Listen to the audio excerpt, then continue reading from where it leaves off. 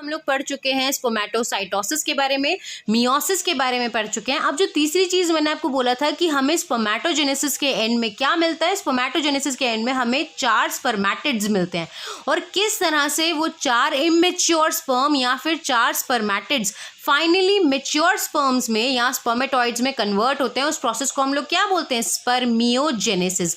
So we are going to study about this spermiogenesis from book, हमारा पुराना pattern. We are going to look out each and every line and we are going to clear out this concept. It will take less time and it's quite more efficient method.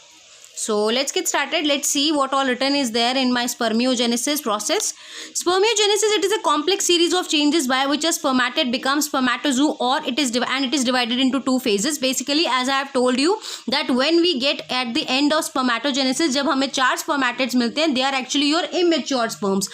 और जो भी multiple series of reaction के वो under जाते हैं ताकि वो एक mature sperm में convert हो पाए, उस प्रोसेस को हम लोग बोलते हैं स्पर्मियोजेनेसिस। दिस इज एक्चुअली हमने लेक्चर के शुरू में डिस्कस किया। Spermatozoa, it is an synonym to your mature sperm. Okay, it is divided into 2 phases, period of organogenesis of the spermatid and this is enlargement of tail. Basically, it is characterized by formation and enlargement of the acrosomal vesicle with the acrosomal granule. The acrosomal vesicle is derived from the vesicles of the Golgi apparatus which coalesce to form single vesicle. It is actually expands to form a bilaminar cap over the entire anterior 2/3 of nucleus. See, this is something I am going to read and I will help you out to understand actually क्या होता है। अगर आप sperm का एक structure देखोगे तो let me show you. Okay, यहाँ से देखो क्या है यार। सबसे पहला क्या है, this is an acrosome. Basically क्या होता है, as you all have seen कि सेल के अंदर we have all the organelles which are present over there. So Golgi bodies से हमारी गोल्गी वेसिकल्स रिलीज होती हैं, right, to form this thing Golgi apparatus. There are some vesicles, जैसे suppose ये आपका गोल्गी अपरेटस है, they release out some vesicles और ये छोटी छोटी मल्टीपल वेसिकल्स फ्यूज होके एक बड़ा वेसिकल बनाते हैं। जब ये बहुत सारी छोटी छोटी वेसिकल्स जो गोल्गी एपरेटस से या गोल्गी बॉडी से डराइव करती है और एक बड़ा वेसिकल बनाती है, तो हम इस वेसिकल को बोलते हैं एक्रोजोमल वेसिकल, राइट। इसको हम लोग बोलते हैं एक्रोजोमल वेसिकल। और एक्चुअली ये एक्रोजोमल वेसिकल क्या करती है, एक्सपैंड करती है। और अगर आप स्पर्म का डायग्राम देखोगे, जब हम स्पर्म का स्ट्रक्चर पढ़ेंगे तो स्पर्म के स्ट्रक्चर में हमने एक चीज़ ये पढ़नी है, दैट जो उसका हेड रीजन होता है ना यार, उसके हेड रीजन में देयर इज़ अ कैप, ठीक है, there is actually a cap और उस कैप को हम बोलते हैं एक्रोजोमल कैप। उस कैप को हम लोग बोलते हैं एक्रोजोमल कैप, जो स्पर्म के हेड का एंटीरियर 2/3 कवर करके रखता है और पोस्टीरियर 1/3 अलग होता है। This is actually head. Suppose ये पूरा आपका हेड का स्ट्रक्चर है, तो जो एंटीरियर 2/3 है वो आपका एक्रोजोमल कैप से सराउंड करता है and this is your posterior 1/3। तो बेसिकली ये एक्रोजोमल कैप कैसे बना, एक्रोजोमल कैप बेसिकली एक्रोजोमल जो हमारा वेसिकल था उसकी एक्सपेंशन से बना। और एक्रोजोमल वेसिकल कहाँ से डराइव होती है, ये एक लार्ज वेसिकल है जो बनी है कई स्मॉल वेसिकल्स जो गोल्गी बॉडीज से डराइव हैं उनके फ्यूजन से, right. This is the first line which is about to be said. ये हमारा फर्स्ट लाइन का एक्सप्लेनेशन था। नाउ लेट्स सी कि हमारा सेकेंड लाइन का एक्सप्लेनेशन क्या है। सेकेंड लाइन में हमने ये पढ़ा that the spermatid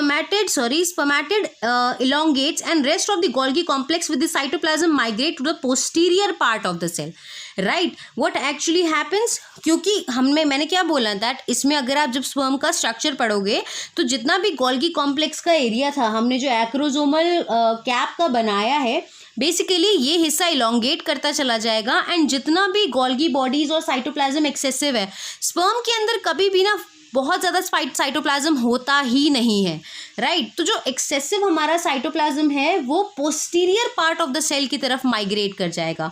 if it is visible, if I am having a diagram, let me show it to you. See, ये है आपका एक स्पर्मेटिड का डायग्राम, if you can focus it off, right. ये आपका न्यूक्लियस के अराउंड हमारा सारा गोल्गी मटीरियल और ये हमारे सारे गोल्गी वेसिकल्स जो फ्यूज़ करके एक बनाते हैं sorry, acrosomal vesicle and here is your centriole.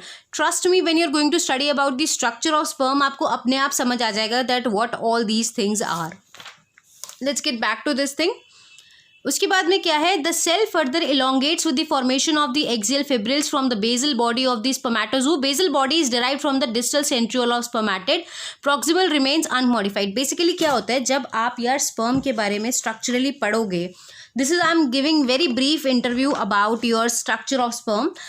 ये सब चीज़ें आपको समझ आ जाएंगी ईजीली जब हम लोग स्ट्रक्चर ऑफ स्पर्म के बारे में पढ़ेंगे. देखो यार, ये हमने क्या बोला, उसका ना 3 पार्ट होता है. एक होता है हेड रीजन, एक होता है नेक रीजन और एक होता है टेल रीजन.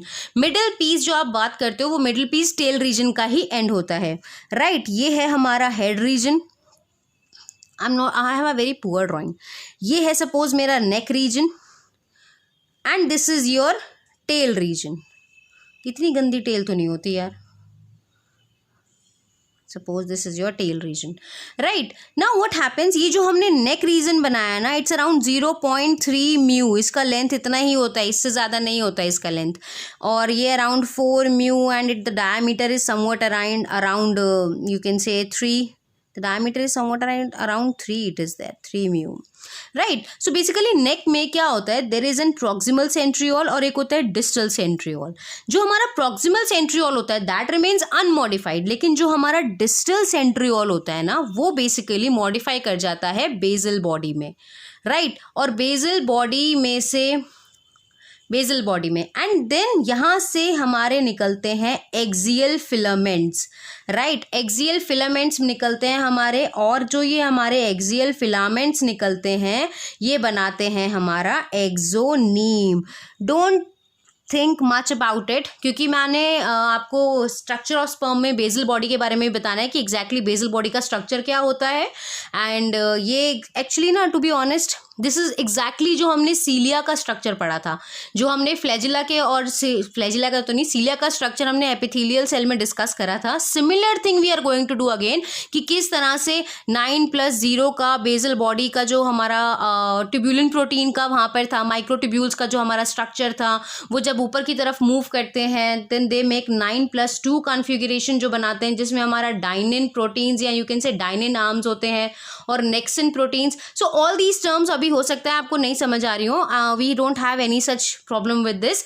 अभी आपको सिर्फ इतना ये याद रखना है कि नेक रीजन में 2 सेंट्रियोल्स होते हैं, proximal centriole, distal centriole, and proximal centriole remains unmodified, जबकि जो distal होता है distal centriole that modifies to form the basal body and it gives origin to the axial filaments, right. ये उस line का मतलब है.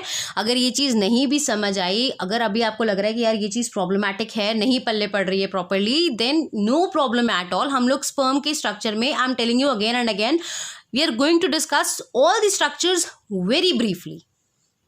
Now again look at here, annulus develop